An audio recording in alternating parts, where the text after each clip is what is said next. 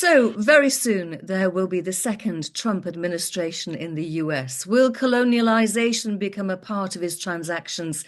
And how will that shape the global economy and the investment landscape? Just some of the topics I'll be discussing with Victor Hill, the financial economist, consultant, trainer, and writer. Great to see you again, Victor, and many strings to your bow, which is just as well because I need a clever polymath to make sense of it all. So first, talk Good to morning, Sarah, and a happy new year to you. Happy Good to New be with Year. you. Happy New Year. I'm very keen to delve into your knowledge bank because first of all, the global outlook first through the lens of politics. Yes. Well, is the glass half full or is it half empty? I mean, this 2024 was an amazing year full of elections and interesting political developments. 2025 promises, if anything, to be even more dramatic. And you will have noted that President-elect Trump, who will not be president for another 2.5 weeks, is already making the weather, and all eyes are on him. And all global leaders are looking towards Mar-a-Lago, where he is ensconced with Mr. Musk in residence, as it happens, so we are told. And a procession of billionaires are making their way to pay homage to the shortly to be 47th president of the USA. And my goodness, his impact has already been felt, not least in Canada, where Justin Trudeau has resigned, possibly not immediately as a result of the elevation of President Trump, but because his star was waning anyway. There are many countries which are experiencing political discord and discontinuity right now, at this moment, as Trump takes power, not least in Europe. So if you look at the European Union, France has just had its fourth prime minister within the space of 1 year. His prospects are not particularly good because he presides over a minority government. He commands approximately 211 deputies out of 577 in the Assemblée Nationale. And the French financial or fiscal crisis is only going to get worse in the short term. Then in neighbouring Germany, we have the prospect of federal elections on 23rd of February, the outcome of which is much uncertain, although the CDU leader, Friedrich Merz, is tipped as favourite to become federal chancellor thereafter. But there will be probably a strong showing by the right-wing AfD, Alternative für Deutschland, basically an anti-immigration party, and the analog to AfD, the Freedom Party, Freiheit Party, in Austria is just about to take power. And we see analogues across Eastern Europe, in Slovakia, with Robert Fico and possibly a right-leaning government in Romania. So further afield, South Korea, which was once a beacon of democracy and economic dynamism, is now in the doldrums with a very severe political crisis, the outcome of which is extremely uncertain. We could go on. So America is the country which has the largest economy and the most vibrant one. It's growing at 3.1%, according to the latest statistics. That's even faster than China. And as I'll go on, we can discuss, but the really key relationship for 2025, I'm thinking in historical terms over the last 100 years, but 2025 will be USA-China. Okay, so I'm not going to ask you for a summary of the last 100 years, but you talked Thank you. you talked about the strength of the US. Is that being reflected in the financial markets at the moment? Well, very much so. As we know, the US stock markets, particularly the New York equity market, has powered away, particularly over the last year, something like 30% up. Looking at the NASDAQ, it's still rising at roughly record highs. Now, in valuation terms, many people will tell you that that looks extremely expensive. The word frothy is very, very widely being used. I have used it myself. Although there's an interesting subheadline in the Financial Times this morning, which reads "frothy but not nutty." So there is some reasoning behind these high valuations, and of course the point is that most of the key stocks on the Nasdaq are growth stocks, which are growing very rapidly. They are reinvesting cash flow into new capacity and new investment, and therefore the bottom line earnings are subdued. And if you look back over the history, of the tech sector over 30 years or more, it took Amazon about 17 years to become cash flow positive. Even despite the fact it was losing money, it was still gaining in momentum and share price. So that's what the USA can do because it has such an enormous pool of liquid capital which can be allocated to dynamic new businesses. And very sadly, Europe doesn't have that equivalent depth and breadth of financial clout. Let me bring you to the UK. You talk about record highs, but let's go to the lows in terms of the opinion poll and the, Yeah, the Labour government and I know what's coming. Keir Starmer. The UK outlook is looking to be in the doldrums. Yeah. Can the Labour government deliver its key pledge to reanimate UK growth? Well, that is the question, and most commentators are veering towards the answer no. And I'm sorry to say that the UK enters 2025 under a bit of a cloud, notwithstanding the actual weather prevailing. But this is not a very happy place to be right now, quite apart from the quad-demic of corona and flu and respiratory ailments and norovirus and the rest, and the ongoing crisis in the National Health Service, which never seems to rectify itself. The point is that the last growth figure, which was for Q3 2024, was revised downwards by the OBR just before Christmas to zero. So the UK is entering 2025 with zero growth, and unfortunately, inflation is ticking up. The latest figure was 2.6, up from 2.3. That means that the central bank, the Bank of England, is in a bit of a dilemma because it can't really cut rates at this moment because that might stimulate inflation, which it is duty bound to prevent, and it can't really it wouldn't want to raise rates either because that might induce full scale recession. So the expectations of further rate cuts have been attenuated. I mean, there is still some possibility that mortgage payers may get some relief over the course of this year, but it's probably not going to happen in the first quarter. Now, business confidence, as we were reminded, I think, the other day by the British Chamber of Commerce, is back to a 2-year low. So it's back to coronavirus pandemic levels. And what's happening there is that employers are taking on a whole new extra cost base as a result of Rachel Reeves' 30th of October budget in the form of higher employer national insurance contributions, more restrictive labour regulations, a higher minimum wage, and prospectively a less attractive investment outlook. And that itself is feeding inflation. So arguably, as I believe, the budget itself will have been inflationary over the medium term. Do you think there's going to be a painful sequel to the autumn budget? Is worse to come? Well, there have been rumours that, in fact, Miss Reeves is going to, burst out of her fiscal corset rather shortly. And the reason behind that is that yesterday there was an auction of gilts. These are UK. These were the 30-year long-term government papers issued by the British state.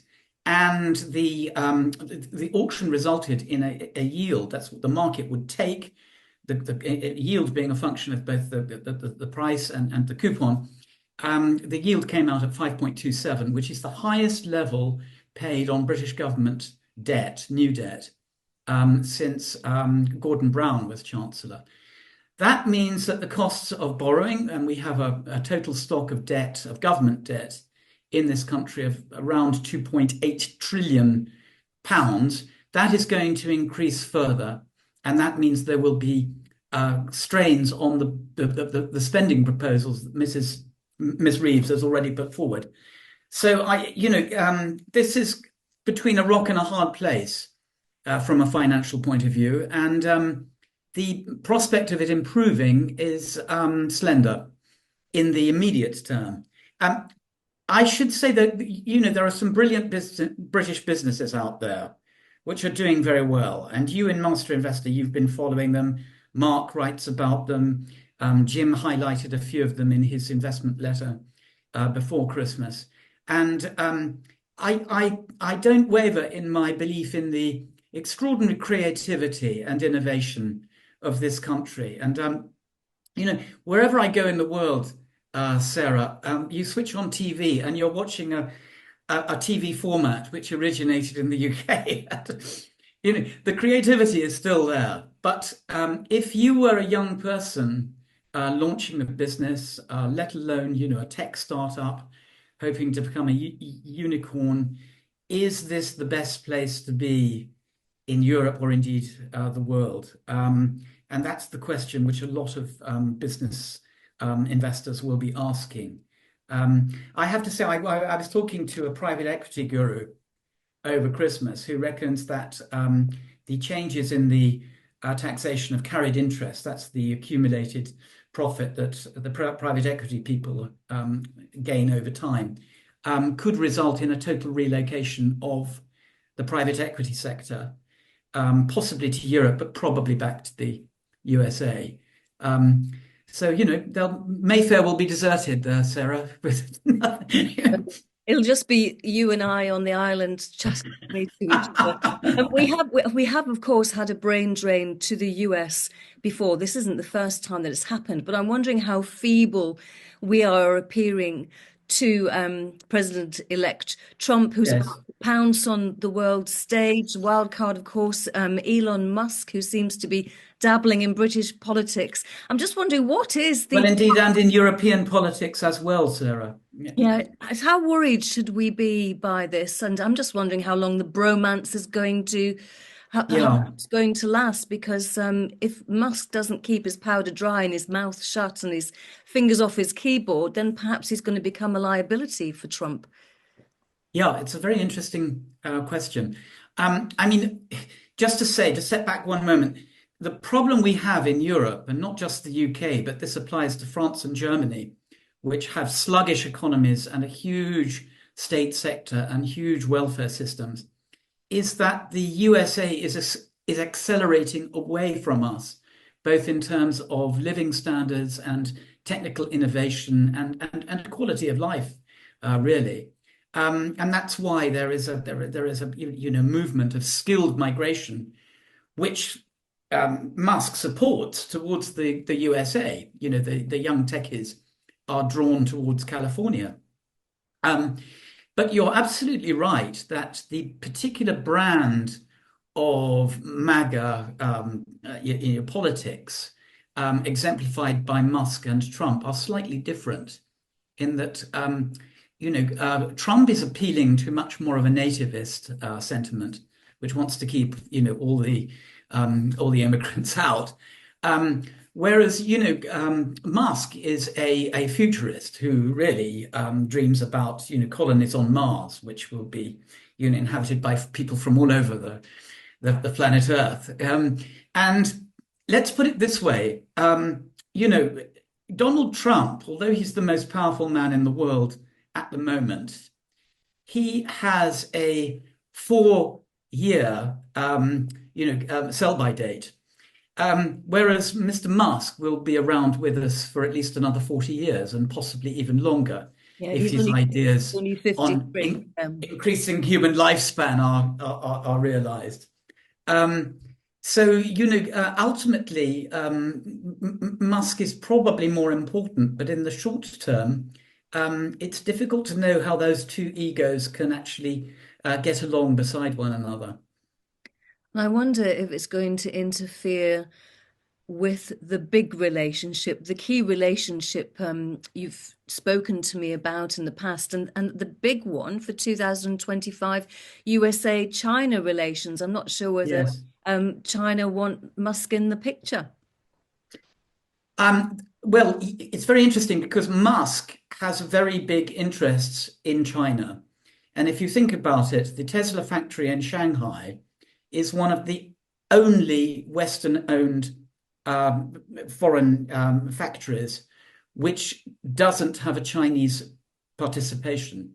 And that, the Chinese government gave Tesla a unique license to build because they want to use him as a benchmark for EV technology. And as you know, the Chinese EV sector is surging away. And we're about to receive this sort of onslaught of cost-effective Chinese electric vehicles, which are going to be arriving in Europe, where they will have 35% tariffs slapped on them immediately. Now, that's already a fait accompli. Now, Trump is talking about imposing tariffs of 60% on Chinese imports coming into the United States. Well, if you think about it, a lot of those imports are actually manufactured by American companies, not least Apple, which produces most of the iPhone that you own, Sarah. The chances are it was largely manufactured in China, although it probably went through various geographical locations, to become the finished product. The chip may very well have been manufactured in Taiwan and then sent to, and so forth. And the final packaging might have happened in the United States. That's globalization. So, but you can't imagine that Apple would be very pleased by, the imposition of 60% tariffs on its iPhones in the United States. So I am of the view, and some people take this the perspective, that in fact this is a bluff. That what Trump wants is to get China to the negotiating table. Now, you may have your view on Mr. Trump, and everybody has, and I know he's not the most popular person in this side of the pond, but he is a very good negotiator, the art of the deal, and all that. And I think his aim is to get China to the table, to draw up a package of measures, of which trade is the most important, which will be to the satisfaction of both, but to America's advantage. I also think, if I may say so, that all this talk about Greenland, have you been following this? So I certainly have, because I know about the critical minerals that are Yes, there. the rare earth metals. This, as far I don't think Trump is going to invade Denmark. I don't think that's going to happen. This is a bargaining ploy with Putin because very shortly into the second Trump administration, he will call for a ceasefire along the line of control in Ukraine, Russia. That's going to mean that the provinces of Lugansk and Donetsk and the Donbass effectively remain under Russian control, and with the prospect of some kind of peace treaty or peace process thereafter. And one of the things that Trump will put before Putin is that if you don't play ball, and of course Putin might decide that he just wants to keep going because that's his mentality. We'll take Greenland and we'll put our hypersonic missiles up there, which would actually compromise Moscow's security. So this is all part of a great game that's going on, Sarah, and it's a geopolitical great game of the like that we probably saw back in the late 19th century. So I was just going to ask you about, the art of the deal and Trump's ability to get people around the negotiating table, however illusory that might be, whether the end game is in sight for the Ukraine-Russia war. I think it is, and I think so because the language has changed. And if you look at the comments coming out of Kiev, they are talking about a kind of end game scenario. And there was an interview that the deputy Ukrainian prime minister gave to the French newspaper Le Point just a few days ago. And he basically said that we're coming into a point where negotiations are inevitable, some kind, and that negotiations from the Ukrainian perspective means giving up territory. Now, most of us have thought for quite a long time that Ukraine is never going to get Crimea back. And I don't want to go into a long historical disquisition about Crimea, but it was actually part of Russia until 1954. The Russians regard it as strategically vital. So part of the final deal will involve the secession the cession of of Crimea from Ukraine to Russia. But that won't happen immediately. On the other hand, I think a ceasefire is in prospect in the short term. Can I say something about Israel-Hamas and the war in the Middle East? Absolutely. And then I've just got a couple more questions after that. Yes, obviously that's it's very important that you do discuss that, and if there's ever going to be an end game there.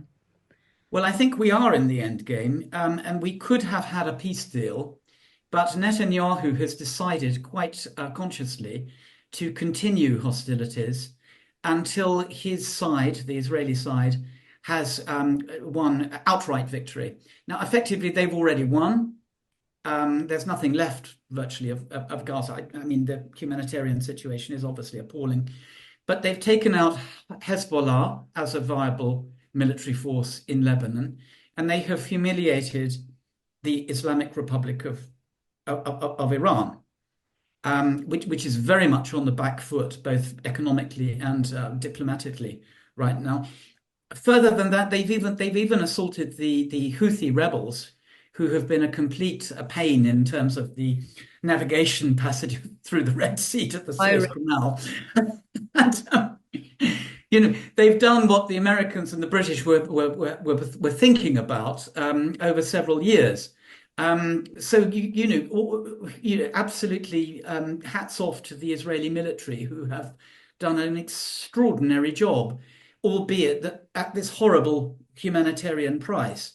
But I think that there's already rumours of a peace deal, of a ceasefire, and I think it will come about in the new environment created by Donald Trump's presidency. Okay, and of course, war. Sarah, the oil price will fall. That's the key takeout in terms of the economics and commodity prices. Excellent, very important. Some good news at last. Yes. It's all getting quite bleak. But to stay on bleak matters, war is expensive. It adds to government debt. But coming to the UK, Eurozone, and the USA, which thankfully are sort of major war free, why are the governments having to pay more for their debt? Why does that matter? Well, because their overall financial situation is deteriorating over time. Their total stock of government debt as a percentage of GDP is increasing remorselessly. And most Western states, and I'm particularly looking at Western Europe here, including the UK, don't seem to be able to eliminate their fiscal deficits. I mean, the Germans, to some extent, succeeded in doing so. But the problem with Germany is that the economy is in recession now, and their once dominant car industry is in retreat because they haven't produced, sufficiently good generation of electric vehicles to compete with the Chinese. The Chinese are no longer buying German machine parts in the volumes that they once were, and the Germans no longer have access to cheap Russian gas. So the terms of trade have changed extensively for Germany. And in many ways, I was talking to Jim about this the other day. The quality of life in Europe is under downward pressure. And you see this, you see the litter on the streets here, in the UK, and you see the general downturn in the quality of public services, of public transport. And all this bodes ill for the future of the country. And coming back to the UK, what we have is a government whatever your politics, and I don't want to get into party politics, has lost a huge amount of initial goodwill and popularity within its first 6 months. And I cannot see that coming back. And what's more, it's lost a lot of credibility. And I know this particular, I don't want to go into the details of this scandal, which is fulminating, which is rumbling on right now, but seen from abroad and particularly from the USA, the UK is shown in a particularly bad light, and that's not good for us. Now then, Victor, final question. Well, final comment. You are my truth, you are my beacon of light, but who do we believe, Victor? Because there's AI and misinformation seeping onto our online portals. So in terms of trusted sources, the Yeah. ones who help us make our investment decisions, what do we Mm. do? Where do we go? Who do we listen to? What do we believe? This is the key question. But for me personally, what I would say is when you take in the news and when you download all the news feeds that are coming into our phones and our laptops and our screens constantly, you have to join the dots, and that means that you have to go to several different sources of information to make sense of what's happening. Um, and I could give you numerous instances of where the mainstream media, be it the tabloids or the broadsheets or the BBC, have not spelled out the underlying reasons for a particular event because it may offend people. And of course, we live in an age when everyone is so afraid of offending other people that they keep their mouths shut.